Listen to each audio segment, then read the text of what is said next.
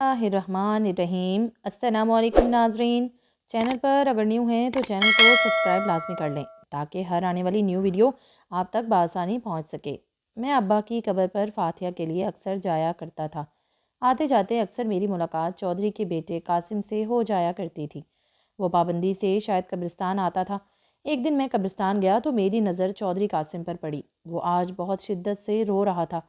इसकी हालत देखकर मुझसे रहा ना गया। मैं इसके करीब चला गया, कंधे पर हाथ रखकर इसे हौसला देने की कोशिश करने लगा। मैंने कुतबे पर गौर से पढ़ा तो नैन तारा लिखा नज़र आया था। पता नहीं चौधरी का इससे क्या रिश्ता था। मैं चूँकि इस गांव में नया आया था इसलिए ज़्यादा कुछ नहीं जानता था। मैंने वहाँ फातिहा पढ़ी और घर आ गया। इस दिन मुझे चौधरी कासिम का शिद्दत से रोना याद आता रहा। वो इतनी शिद्दत से रो रहा था कि जैसे कोई अभी हाल ही में फौत हुआ हो। कुछ दिन बाद फिर मेरा कब्रिस्तान जाना हुआ। मैं जल्दी जल्दी फातिहा पढ़कर जाने के लिए मुड़ा ही था क्योंकि हल्की हल्की बारिश शुरू हो चुकी थी। मेरी नज़र चौधरी कासिम पर पड़ी। वो बारिश से बेनियाज कब्र के पास बैठा शिद्दत से रो रहा था। नैन तारा, मुझे माफ़ कर दो। तुमने मुझे माफ़ ना किया तो मेरा अल्लाह भी मुझे माफ़ नहीं करेगा। ये कहकर वो कब्र से सर रखकर फूट फूट कर रोने लगा। चौधरी साहब, बारिश तेज़ हो रही है। मैंने चौधरी कासिम को पुकारा मगर चौधरी ने मेरी तरफ देखा ही नहीं। वो अभी भी रो रहा था। इतनी देर में बादल ज़ोर से गरजा। जल्दी आओ, मूसलाधार बारिश शुरू हो गई है। मैंने इधर उधर नज़र डाली, कोई घना दरख्त भी नज़र नहीं आया कि जिसके नीचे खड़े होकर बारिश से महफूज रहते। फिर सर्दियों की बारिश थी, वो बीमार भी कर देती है। यही सोचते हुए मैंने चौधरी कासिम का बाजू पकड़ा और गोरकन की झोपड़ी में आ गया। गोरकन मौजूद नहीं था। चौधरी कासिम चटाई पर निढाल सा बैठ गया मगर वो अभी भी रो रहा था। नैन तारा की कब्र यहाँ से भी साफ दिखाई दे रही थी। चौधरी कासिम अभी भी हाथ जोड़कर माफ़ी मांग रहा था। कब्र को देखते हुए नैन तारा, मुझे चौधरी कासिम ने जवाब देते हुए पहली बार मेरी तो ये ज़मीन भी मुझे आप यहाँ रोज़ाना आते हैं, लगता है खबर है आपको अपनी बहन से मैंने हिम्मत करके सवाल किया। चौधरी ने नफ़ी में सर हिला दिया। थोड़ी देर तक झोंपड़ी में खामोशी छाई रही। मैंने दोबारा गुफ्तगू का आगाज़ किया। चौधरी साहब, आप मुझे अपना गम बताएं। क्या पता आपका दिल हल्का हो जाए। गम नहीं, गुनाह। चौधरी ने गमनाक लहजे में बोला। कभी कभार इंसान गुनाहों की वजह से इतना दूर निकल जाता है कि कोई हल नहीं निकलता, कोई इसकी मदद नहीं कर सकता। तौबा के दरवाजे बंद हो जाते हैं और इसके ज़िम्मेदार भी हम खुद ही होते हैं। चौधरी कासिम की आवाज़ किसी खाई से आती सुनाई दे रही थी और फिर इसने अपने दिल का बोझ हल्का करना शुरू कर दिया। मेरा बाप चौधरी हाशिम अभी तक बे औलाद था। दिन रात वो अपनी बीवी को ताने देता रहता कि सिर्फ बेटा होना चाहिए, अगर बेटी हुई तो तुम्हारी इस हवेली में कोई जगह नहीं। मैं बहुत मन्नतों और मुरादों के बाद पैदा हुआ। हवेली में तो जश्न का समा था। मेरा बाप फ़ख्र से सीना फुलाकर फिर रहा था। विरासत के अलावा बाप के बेहद लाड प्यार ने मेरे अंदर गुस्सा, ज़िद और हट दर्मी और गरूर पैदा कर दिया था। मैं तो औरत को पैर की जूती समझता था। माँ की मोहब्बत के बावजूद मैं इसे बहुत तंग करता और बदतमीज़ी करता था। हवेली की मुलाजमाएँ भी मेरी बदसलूकी का शिकार थी। बाप की हिमायत के मेरे साथ साथ थी। 9 साल तक बिला शिरकत मेरी बादशाही कायम रही। इस दौरान अम्मा उम्मीद से हो गई। बाप ने मेरी अम्मा से कहा कि अब भी बेटा होना चाहिए। मेरी माँ कहती कि ये तो अल्लाह के काम है, भला इसमें मैं क्या कर सकती हूँ। मैंने दिन रात दुआएं मांगना शुरू कर दी कि अब की बार मेरी बहन हो, क्योंकि अगर भाई आ गया तो मेरा हिस्सेदार आ जाएगा। बहन से तो मुझे कोई मतलब नहीं था क्योंकि मुझे इससे कोई ख़तरा नहीं था। आखिर औरत है, वो तो एक कमज़ोर मखलूक होती है। इसका और हमारा क्या मुकाबला। गरूर और तकब्बुर मेरे अंदर पल रहा था। फिर वही हुआ, मेरी बहन हुई। अम्मा ने इसका नाम नैन तारा रखा। नैन तारा बहुत खूबसूरत थी। अम्मा नाजुक गुड़िया आज बहुत ही खुश थी। कासिम बेटा, इधर आओ, देखो तुम्हारी बहन आई है। अम्मा तुम्हारे लिए छोटी सी गुड़िया लाई है। तो मैं क्या करूं, मुझे किसी बहन की ज़रूरत नहीं है। बाप की ज़बान मेरे मुंह में थी। नैन तारा का वजूद मेरे लिए कोई मायने नहीं रखता था। मैं इसे मारता, इसके खिलौने तोड़ देता, इसकी चीज़ें छुपा देता।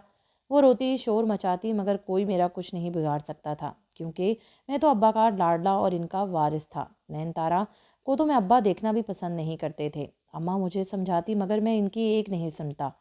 मेरे इसी सलूक को देखते हुए वो मुझसे खौफज़दा रहने लगी। मेरे आने पर वो छुप जाया करती थी। अम्मा, भाई मुझसे नफ़रत क्यों करता है? नैन तारा अम्मा से पूछती। नहीं बेटा, वो तो तुमसे मोहब्बत करता है, बस ना समझ है ना, इसलिए झगड़ा करता है। मगर मैं तो भाई से झगड़ा नहीं करती।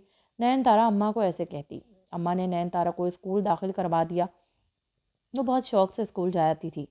मुझे स्कूल जाने का कोई शौक़ नहीं था। मैं तो सिर्फ दूसरे बच्चों पर अपनी बर्तरी साबित करने जाया करता था। پڑھ لکھ کر وہ میرے برابر ہرگز نہیں ہو سکتے تھے، بلکہ رہیں گے تو وہی نہ ہمارے ملازم ہی۔ وقت گزرتا جا رہا تھا، نین تارا پڑھائی میں اور میں اپنی آوارگی میں بڑھتا رہا۔ میں شرارتیں بھی کرتا اور ابا کو شکایت استاد کی لگاتا۔ جب ابا انہیں ذلیل و خوار کرتے تو میری فرعونیت کو بڑی تسکین ملتی۔ نین تارا نے میٹرک اعلیٰ نمبروں سے حاصل کیا۔ پورے گاؤں میں دھوم مچی۔ صورت اور سیرت میں تو باکمال تھی ہی، پڑھائی میں بھی اس نے میدان مار لیا۔ میں نے گاؤں والوں کے چہرے پر نین تارا کے لیے عزت اور محبت دیکھی۔ مجھ سے وہ ڈرتے تھے، مگر نہیں، وہ مجھ سے نفرت بھی کرتے تھے۔ پہلی دفعہ مجھے نین تارا سے حسد محسوس ہوا، یعنی ایک لڑکے کے سامنے ایک لڑکی فوقیت لے گئی۔ حویلی میں آنے جانے والے اماں کو مبارکباد دے رہے تھے اور اب میرا حسد کے مارے برا حال ہو رہا تھا۔ وہ آگے بڑھنا چاہتی تھی۔ اس نے اماں سے اس بات کا اظہار کیا کہ اسے شہر کے میڈیکل کالج میں داخلہ لینا ہے۔ یہ سننا تھا کہ میرے تو تن بدن میں آگ لگ گئی۔ ابا اور میں نے خوب مخالفت کی کہ کیا ضرورت ہے آگے پڑھنے کی۔ ابا مجھے شوق ہے، بامشکل اس نے زبان کھولی۔ پڑھ کر تو کیا تیر مارے گی، کرنا تو پھر بھی چولہا ہاندی ہی ہے نا۔ میں نے حقارت سے کہا، پتر پڑھنے دے بیچاری کو۔ اماں حمایت میں بولی، نہ ضرورت کیا ہے شہر جا کر پڑھنے کی، کرنی تو اس کی شادی ہے، ہم نے کون سا تجھ سے نوکری کروانی ہے۔ ابا غصے سے دھاڑے، چودھری صاحب نے میں نے آپ سے زندگی میں کچھ نہیں مانگا، مگر میں اپنی بیٹی کے لیے منت کرتی ہوں کہ اسے پڑھنے کی اجازت دے دیں۔ بس زیادہ بات نہ کر، کوئی ضرورت نہیں ہے لڑکی ذات کو سر پر بٹھانے کی۔ میں نے نفرت سے کہتے ہوئے نین تارا پر نظر ڈالی۔ اس کی آنکھوں میں بے بسی کے آنسو تھے۔ پھر اماں کی التجائیں اور نین تارا کی دعائیں رنگ لے آئیں۔ ابا مان گئے۔ پتہ نہیں ابا کی نفرت اور حقارت کہاں گئی، شاید بیٹی کی محبت جاگ گئی تھی۔ ابا نے اس شرط پر شہر پڑھنے کی اجازت دی کہ نین تارا کوئی ایسی حرکت نہیں کرے گی جس سے ہماری عزت پر حرف آئے، اور نین تارا نے وعدہ کیا تھا۔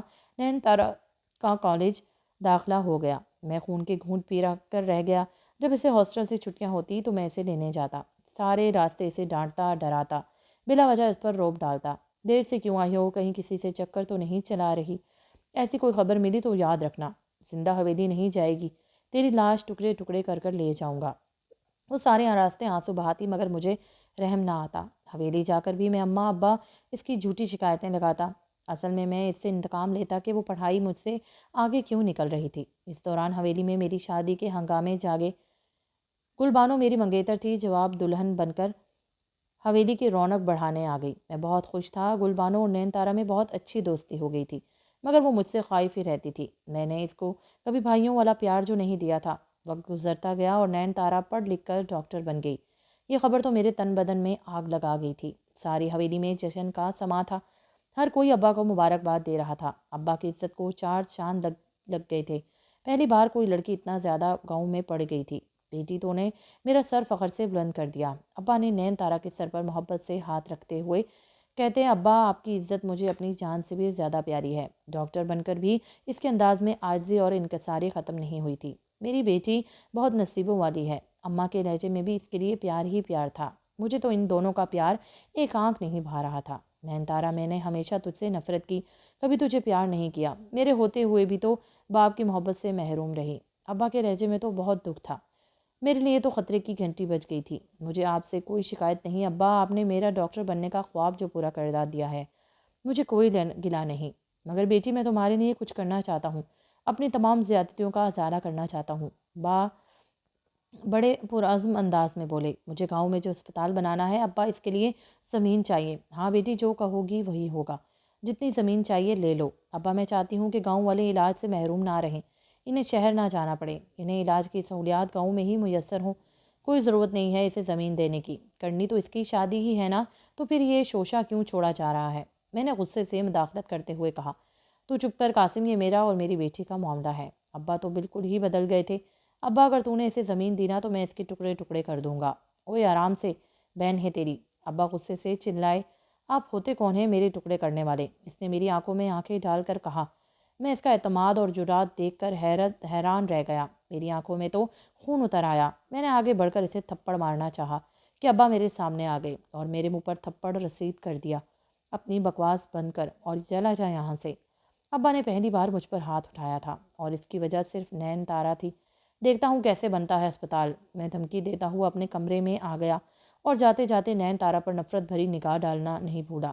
قاسم، کیوں غصہ کر رہا ہے؟ بنا دیے نا ہسپتال، اس میں سب کا ہی تو فائدہ ہے۔ گل بانو نے مجھے محبت سے سمجھانے کی کوشش کی تھی۔ بکواس بند کرو اور میرا دماغ نہ کھاؤ۔ سب اسی ناگن کی حمایتی بن گئے ہیں۔ میرا خون تو غصے سے کھول رہا تھا۔ میں اس جاگیر کا اکیلا مالک ہوں، کسی کو اس میں شریک نہیں ہوں بننے دوں گا۔ ساری رات جاگتا رہا، منصوبے بناتا رہا، کیسے مزہ چکھاؤں، کیسے اس سے اپنی بے عزتی کا بدلہ لوں کہ وہ ہمیشہ یاد رکھے۔ اور پھر میرے شیطانی دماغ میں ایک ترکیب آئی جس سے سانپ بھی مر جاتا اور لاٹھی بھی نہ ٹوٹتی۔ یعنی میں برا بھی نہیں بنوں گا اور نین تارا میرے راستے سے بھی ہٹ جائے گی۔ میں اپنے کمرے سے نکلا تو معلوم ہوا کہ ابا اور نین تارا زمین دیکھنے کے ہوئے ہیں۔ میں کھولتا ہوا گاڑی میں بیٹھ گیا۔ میرا ارادہ گاؤں سے باہر جانے کا تھا۔ گاؤں سے باہر ایک سا دھوکا تھا جو کالے عملیات کا ماہر تھا۔ میں اس کے پاس جا پہنچا۔ اس کی جھونپڑی سے ناگوار بو آ رہی تھی۔ جگہ جگہ کھوپڑیاں اور ہڈیاں بکھری پڑی تھیں۔ شاید کسی چلنے میں مصروف تھا۔ میں ایک جگہ بیٹھ گیا۔ نفرت اور حسد نے مجھے یہاں کہاں پہنچا دیا تھا۔ وہ میری بہن تھی مگر میں ظالم ہو گیا تھا۔ اس کی طرح سی معصوم خواہش نے میرے اندر کے حیوان کو جگا دیا تھا۔ بول کیوں آیا ہے؟ سادھو کی اچانک آواز پر میں چونک گیا۔ میں نے ہمت کر کے سادھو کو ساری بات بتا دی۔ نین تارا سے اپنی بے پناہ نفرت بھی۔ یہ کون سا مشکل کام ہے، ہو جائے گا۔ بس تمہیں اس کے لیے 2 شرائط ماننا ہوں گی۔ وہ کیا شرائط ہیں؟ ایک تو یہ کہ 15 دن تک غسل نہیں کرنا اور کوئی نماز نہیں پڑھنی، اور دوسرا یہ کہ 15 دن کے بعد قرآن پاک کی بے حرمتی کر کے میرے پاس لے آنا۔ دوسری شرط سن کر تو میرے رونگٹے کھڑے ہو گئے تھے۔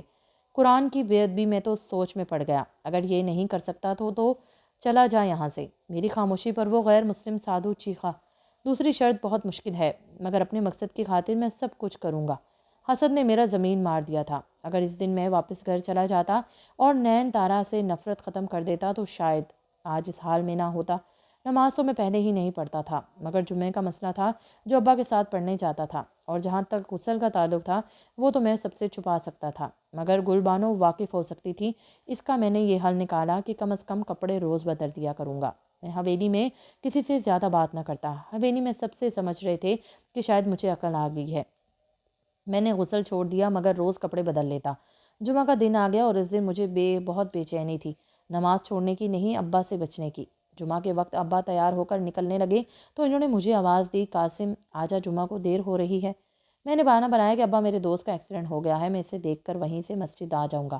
یہ مصیبت ایسے ٹل گئی تھی۔ میں روز کپڑے بدل تو لیتا مگر میری بیوی مجھے شک کی نگاہوں سے دیکھتی تھی۔ قاسم آپ روز نہاتے ہیں مگر آپ کے کپڑوں سے ناگوار بو آتی ہے۔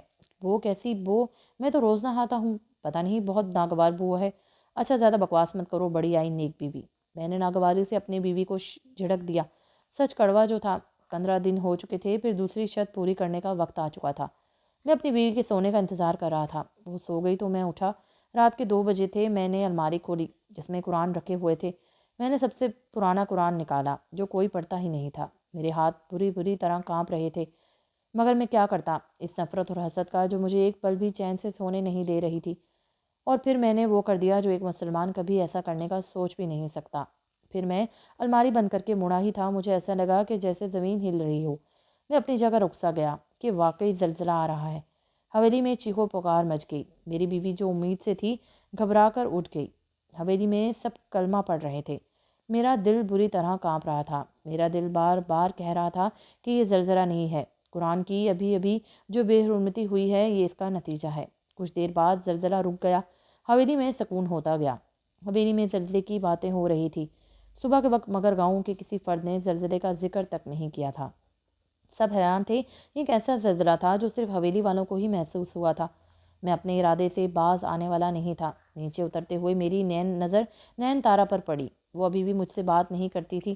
میں اسے دیکھ کر اندر تک کڑوا ہو گیا۔ بہت جلد ڈاکٹر صاحبہ کی عقل ٹھکانے آ جائے گی۔ یہ کام بہت خوفناک تھا مگر مجھے کرنا تھا۔ یہ لو، میں نے قرآن نکال کر اس غیر مسلم سادھو کو دے دیا، جسے دیکھتے ہی سادھو کی آنکھوں میں شیطانی چمک ابھر تھی۔ بہت اچھے۔ سادھو میری طرف دیکھ کر مکروہ ہنسی ہنستے ہوئے بولا، بس آگے کا کام آسان ہو گیا ہے۔ سادھو نے پھر ایک گڑیا نکالی، گڑیا کے سر میں سوئیاں چبھوئیں اور اس کی ٹانگوں کو کالے دھاگے سے باندھ دیا۔ یہ لو سادھو، میں نے گڑیا میری طرف بڑھا دی۔ میں نے دیکھا کہ گڑیا پر نین تارا کا نام لکھا تھا، یعنی میری منزل قریب آ گئی تھی۔ میرے لبوں پر مسکراہٹ آ گئی۔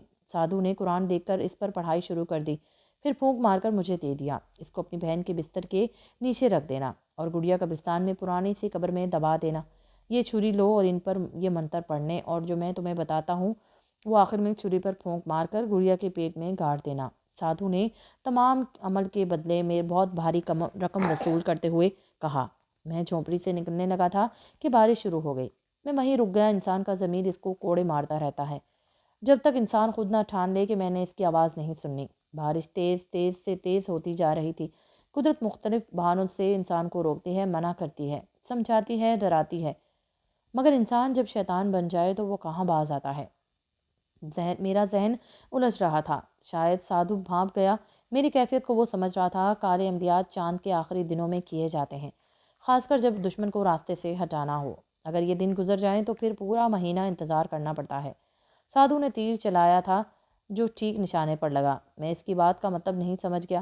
فوراً ہی جھونپڑی سے نکل پڑا۔ بارش ابھی بھی ہو رہی تھی، بجلی کڑک رہی تھی۔ ماحول میں خوفناک سا احساس تھا۔ بجلی چمکنے سے قبرستان کا ماحول مزید خوفناک لگ رہا تھا۔ میں نے گاڑی قبرستان کے باہر کھڑی کی اور ٹارچ نکال لی۔ قبرستان میں چلتے ہوئے بار بار محسوس ہوتا تھا کہ ابھی بھی قبریں پھٹیں گی اور میں مردے باہر نکل آئیں گے اور مجھ کو گمراہ کر دیں گے۔ میں نے بہت مشکل سے خوف پر قابو پا کر، بارش ابھی بھی ہو رہی تھی، مجھے ایک پرانی قبر کی تلاش تھی۔ ایک ہاتھ میں ٹارچ، دوسرے ہاتھ میں گڑیا۔ کیچڑ کی وجہ سے میرا پاؤں پھنسا اور میرے ہاتھ سے گڑیا گر گئی۔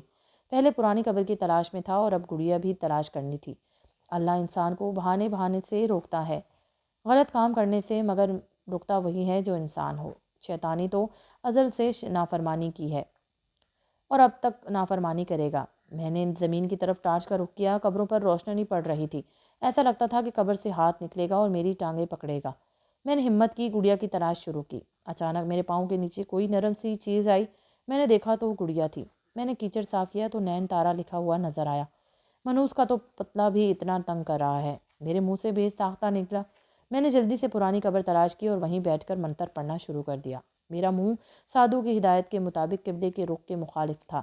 میں نے آنکھیں بند کر کے عمل شروع کیا۔ یکا یک کسی کے رونے کی آواز سنائی دی۔ میں نے گھبرا کر آنکھیں کھولی۔ ساتھ والی قبر پر یہ منظر دیکھ کر میرا خون خوف سے جمنے لگا۔ قبر کے اوپر ایک آدمی بیٹھا رو رہا تھا۔ اس کا لباس سفید لیکن بہت میلا تھا۔ چہرے سے کئی برسوں کا بیمار لگ رہا تھا۔ خوف کے مارے میں عمل کرنا بھول گیا اور آنکھیں پھاڑے اسے دیکھتا رہا۔ ہلاکت ہے ان لوگوں کے لیے جو بیٹیوں کو زندہ درگور کر دیتے ہیں۔ برباد ہوئے وہ لوگ جو عورتوں کا وراثت سے حق کھا جاتے ہیں۔ کوئی ٹھکانہ نہیں ان کا اس دنیا میں اور نہ ہی آخرت میں۔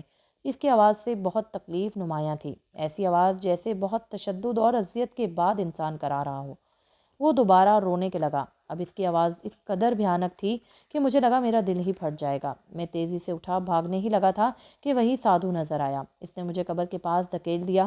کہاں جا رہے ہو؟ عمل ادھورا چھوڑ کر؟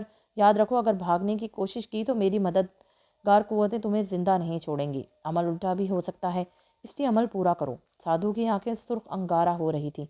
ایک دفعہ پھر ضمیر کی جنگ شروع ہو گئی۔ آخرکار شیطان جیت گیا اور ضمیر کی آواز خاموش ہو گئی۔ اب مجھے اپنی زندگی کی فکر تھی۔ اپنی زندگی بچانے کے لیے میں نے نین تارا کو قبر میں اتارنے کا فیصلہ کر لیا تھا۔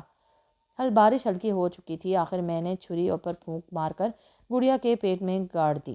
بادل زور سے گرجا اور بجلی چمکی۔ بجلی کی چمک میں سارا قبرستان نمایاں ہو کر بھیانک لگ رہا تھا۔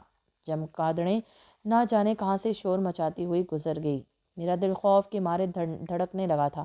کچھ عجیب و غریب پرندوں کی آوازیں بلند ہوئی اور پھر ہر سو سناٹا چھا گیا۔ عمل ختم کر کے میں نے گڑیا قبر میں کھود کر اس میں دبا دی اور بہت مطمئن ہو کر گھر آ گیا۔ گھر میں سب سو رہے تھے۔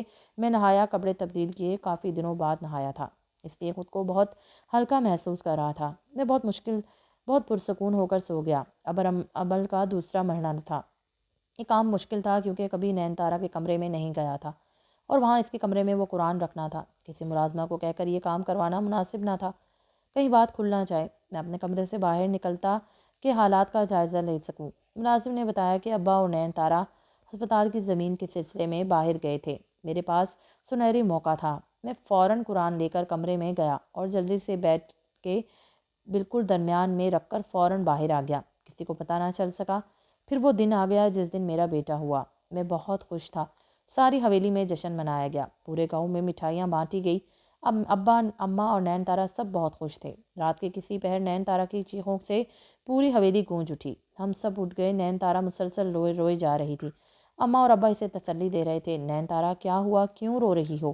گلبانو نے پریشانی سے پوچھا۔ بھابھی، میرے کمرے میں 2 لمبے لمبے کالے سائے تھے، وہ میری طرف بڑھ رہے تھے۔ انہوں نے میری گردن دبانے کی کوشش کی تو میری چیخ نکل گئی۔ لگتا ہے کالے نے اپنا کام دکھانا شروع کر دیا۔ میرے ذہن میں فوراً خیال آیا، اماں اسے اپنے کمرے میں لے گئیں، بس پھر تو یہ سلسلہ شروع ہو گیا۔ وہ ساری رات روتی رہتی، چیخیں مارتی رہتی، کبھی کہتی میرے سر میں درد ہو رہا ہے، کبھی کہتی جیسے ہی میں سونے لگتی ہوں ایسا لگتا ہے سارے جسم میں آگ لگ گئی ہے، بستر سے اتر کر نیچے آؤ تو وہی سیاہ سائے آ جاتے ہیں جن کے آنے سے کمرے میں سڑے گوشت کی بدبو آنے لگتی تھی۔ وہ ساری رات جاگتی رہتی، چند دنوں میں اس کی حالت پاگلوں جیسی ہو گئی۔ میں اپنے کمرے میں پرسکون لیٹا، اس کی چیخوں کی آوازیں سنتا رہتا، جانتا تھا کہ وہ سائے سدھو کے موکل تھے جو عمل پورا کر رہے تھے، جو نین تارا کو ڈراتے تھے۔ حویلی میں سب بہت زیادہ پریشان رہنے لگے تھے، کسی کو کوئی مسئلہ سمجھ نہیں آ رہا تھا۔ وہ ساری رات فرش پر لیٹی رہتی، جیسے ہی بستر پر لیٹی تو چیخیں مارتی، اٹھ جاتی۔ ایک رات اسی طرح رونے کی آواز آئی، اس سے میری آنکھ کھل گئی۔ اماں ابا بری طرح رو رہے تھے۔ نین تارا سیڑھیوں کے پاس بے ہوش گری ہوئی تھی۔ اسے ہسپتال لے جایا گیا تو پتہ چلا اس کی کمر کی ہڈی ٹوٹ چکی ہے۔ وہ ویل چیئر پر واپس حویلی آئی تھی۔ اس کو اس حالت میں دیکھ کر بھی مجھے رحم نہ آیا، اس قدر میرا پتھر دل ہو گیا تھا۔ وہ سارا دن اپنے کمرے میں پڑی رہتی، ہنسنا بولنا سب چھوڑ دیا تھا۔ سب اس کی زندگی کی دعائیں مانگ رہے تھے اور میں اسے قبر میں اتارنے کا انتظام کر کے آ گیا تھا۔ کچھ دنوں بعد وہ سوتے میں مر گئی، کسی کو پتہ نہ چلا کہ اسے کیا ہوا تھا۔ میں خاموش تھا کہ میرے راستے کا پتھر ہٹ گیا تھا۔ اب پھر سے میری بادشاہت حویلی میں قائم ہونے والی تھی۔ اماں ابا غم سے نڈھال تھے، مگر میرا خون سفید ہو چکا تھا۔ قاسم، مجھے لگتا ہے نین تارا کی موت قدرتی نہیں ہے۔ گل بانو پر سوچ انداز میں بولی۔